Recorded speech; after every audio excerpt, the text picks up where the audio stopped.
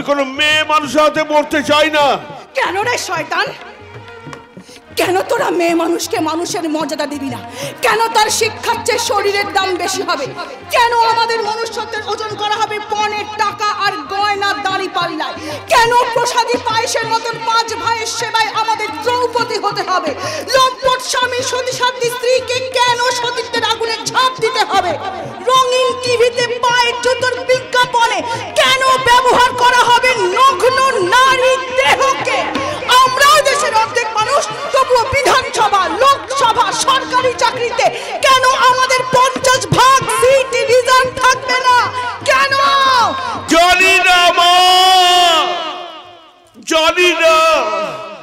এই প্রশ্নের জবাব তো কেউ কোনোদিন চায় না। আমি সেদিন শিখার সঙ্গে ওরকম ব্যবহার করাটা আমার উচিত হয়নি।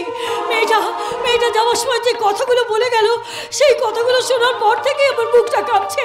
কেন আমি সবকিছু ভুলে ওকে বুকে ধরে রাখতে পারলাম না? কেন ওকে আমি আটকে রাখতে পারলাম না? চিন্তা করো না মা, আমার শরীরে 1 ফোঁটা রক্ত থাকতে দিদির কোনো ক্ষতি কেউ করতে পারবে না। কিন্তু ও কোথায় থাকে, কাদের সঙ্গে মেশে? তুই তো কিছুই জানিস না। সব জানতে পারবো। ওই স্মাগলারদের গ্যাংয়ের একটা ছেলেকে আমি মাল সমেত অ্যারেস্ট করেছি। এবার ওর মুখ থেকে সব কথা টেনে বার করে আমি আজই ওদের লিডারকে অ্যারেস্ট করব। না না শুভ না, তুই সবার আগে ওই জুবলি হোটেলের মালিক মহাকাল মণ্ডলকে অ্যারেস্ট কর। কেন মহাকালকে অ্যারেস্ট করবো কেন? ওই শয়তানটার পোষা গুন্ডা আজ আমাকে জোর করে ধরে নিয়ে গিয়েছিল। তোকে ধরে নিয়ে গিয়েছিল? কেন, কিসের জন্য? তুই নাকি ওদের কোটি কোটি টাকার মাল আটক করেছিস, তাই আমাকে আটকে রেখে ওরা তোর কাছ থেকে সেই মালটা খালাস করতে চাইছিল। কিন্তু তুই ওদের হাত থেকে ছাড়া পেলি কেমন করে? আমি আর শিখাওকে শয়তানদের হাত থেকে উদ্ধার করে এনেছি। কিন্তু আপনি কে? আমি রাজা, তোমার দিদির বন্ধু। কয়েক মাস হলো আমরা একসঙ্গে কাজ করছি। শুধু তাই নয়, রাজাদার শিখা থেকে ভালোবাসি। হ্যাঁ, আপনাদের যদি আপত্তি না থাকে আমি শিখাকে বিয়ে করতে চাই। কিন্তু শিখা কোথায়?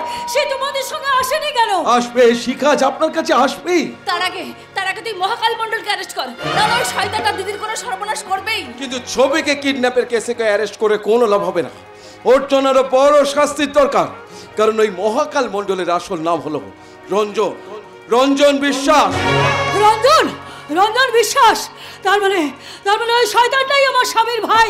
তুই যা শুভ, এখনই ওকে অ্যারেস্ট কর। কিন্তু ওই রঞ্জন বিশ্বাস যে কোবরা গ্যাংয়ের লিডার মহাকাল, তার প্রমাণ চাই আমার, প্রমাণ। তুমি তো উদয়কে অ্যারেস্ট করেছো। হ্যাঁ, ওকে যদি রাজ সাক্ষী করতে পারো, ওর কাছ থেকে সমস্ত প্রমাণ তুমি হাতে পেয়ে যাবে। যাচ্ছি, আমি এক্ষুনি যাচ্ছি। হ্যাঁ, পুলিশের আমার পিঠে পড়লেও বাপ বাপ বলে সব কথা বলবে।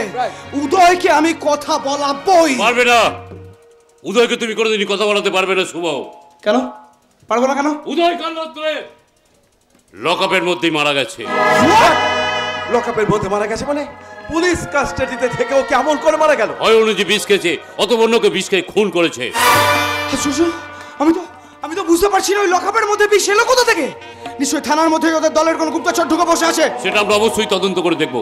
কিন্তু তার আগে তুমি বহরমপুরের হোটেল মমতাজ মহলে চলে যাও। হোটেল মমতাজ মহল? কেন বলুন তো, ওখানে আবার কি হলো? ওই হোটেলের ম্যানেজারটাকে থানায় ফোন করেছিল। উদয়ের মোবাইলটা রেখে হোটেলের ঘরে পড়েছিল, ওরা সেটা তোমার হাতে তুলে দিতে চায়। উদয়ের মোবাইল? বাবা চমৎকার। শোনো, ওই মোবাইলের মধ্যেই তুমি মহাকালের বিরুদ্ধে সব প্রমাণ পেয়ে যাবে শুভ। কিন্তু ওখান থেকে ঘুরে আসতে প্রায় 5-6 ঘন্টা লেগে যাবে। তার আগে মহাকালের নামে আমাকে একটা অ্যারেস্ট ওয়ারেন্ট বার করতে হবে। ওর হোটেল সার্চ করার জন্য আমার একটা ওয়ারেন্ট চাই। কিছুদিন আগে সার্চ করে আমি কিছুই পাইনি। কিসের ভিত্তিতে তুমি ওয়ারেন্ট বার করতে চাইছো? কারণ ওই মহাকাল মণ্ডলী কোবরা গ্যাংয়ের আসল মালিক মহাকাল। ওর আসল নাম হলো রঞ্জন বিশ্বাস, যে আমার বাবাকে খুন করেছিল। তাই নাকি? তুমি কি করে জানলে? সেসব পরে শুনবেন। তার আগে আমার একটা ওয়ারেন্ট চাই, ওয়ারেন্ট ইমিডিয়েট। নো প্রবলেম, আমি এসপি সাহেব বলে তোমার একটা ওয়ারেন্টের ব্যবস্থা করে রাখছি। তার আগে তুমি দেরি না করে বহরমপুর বেরিয়ে পড়ো। কিন্তু তুই চলে গেলে ওই শয়তানটা যদি তোর দিদির খোঁজে এখানে আসে? দিদির খোঁজে মানে? ওর দিদি আছে নাকি? কই আগে তো তাকে আমি দেখিনি। কে তিনি? ওই হোটেলের নর্তকী মিস রুবি ভাটিয়াই হলো শুভর দিদি শিখা। তাই নাকি? ব্যাপারটা তো আমার জানা ছিল না। যে তুমি কোনো চিন্তা করো শুভ, আমি নিজে তোমাদের বাড়ির পাহাড়ে থাকি। তুমি দেরি করো না, যাও। কিন্তু স্যার, শুভর বদলে আপনি তো বহরমপুরে গিয়ে মোবাইলটা নিয়ে আসতে পারেন। আরে আমি তো প্রথমে যাবো ভেবেছিলাম, যেহেতু শুভ উদয়কে অ্যারেস্ট করেছে, তাই শুভকে ছাড়া অন্য কারো হাতে মোবাইলটা দিতে চাইছে না। ঠিক আছে, আমি ওখান থেকে সন্ধ্যার মধ্যে ঘুরে চলে আসছি। তারপর আজকে রাতেই ওই জুবিলি হোটেল রেড করে রঞ্জন বিশ্বাসকে অ্যারেস্ট করব। চল শুভ, আমি ওই থানায় গিয়ে ওই মহাকালের নামে একটা কিডন্যাপিং এর কেস লিখিয়ে রাখি। চল। আপনারা কোনো চিন্তা করবেন না, আমি নিজে আপনাদের বাড়ির বাইরের পাহাড়ে থাকছি। আমাকে ফাঁকি দিয়ে একটা মাছিও এখানে ঢুকতে পারবে না। আচ্ছা বাবা, তুমি তো এতদিন ধরে শিখার সঙ্গে মিশছো, ওকে ভালোবেসেছো, তাহলে ওকে ওই পথ থেকে ফিরিয়ে আনতে পারোনি কেন? আসলে শিখা ওর বাবার মৃত্যুর ঘটনাটা আজও ভুলতে পারেনি। ওই রঞ্জন বিশ্বাসের শাস্তি না হওয়া পর্যন্ত ওই পথ থেকে ওকে কেউ ফেরাতে পারবে না। তুমি ঠিক জানো তো বাবা, শিখা যেখানে আসবে? নিশ্চয়ই আসবে কাকিমা। আসুক আসুক, আমি চলে যেতে দেবো না। আমার এই দুহাত দিয়ে ওকে আমি আটকে রাখবো। তাই রাখো মা, তাই রাখো। সারাটা জীবন ধরে ছুটতে ছুটতে আমি ভীষণ ক্লান্ত হয়ে পড়েছি। এইবার সব কাজ শেষ করে তোমার কোলে মাথা রেখে নিশ্চিন্তে ঘুমোতে চাই। শিখা, শিখা তুই এসেছিস মা? হ্যাঁ মা। আয় মা, আয় আমার বুকে আয়, আমার বুকে আয় মা, আমার বুকে আয়। মা গো, কতদিন বাদে তোমার ছোঁয়া পেলাম। এই মরুভূমির মতন বুকটাতে এক ফসলা বৃষ্টি নেমে এলো না। শুধু বৃষ্টি নয়, তার পেছনে পেছনে ঝড় তুফান এসে হাজির হয়েছে। সুপর্ণা নাকি শিখাই বলবো? শিখা রানী বিশ্বাস। শিখা রানী বিশ্বাস? সে আবার কে বস? আবার ঢং করে বস বলছিস কেন? কাকা বাবু বল, কাকা বাবু। ও আপনাকে কাকা বাবু বলবে কেন? কেন বলবে না? ওই তো আমার ভাইজি শিখা, আমার বড় ভাই মানুষ বিশ্বাসের মেয়ে। আর এই তো আমার পরম পূজনীয় বৌদি।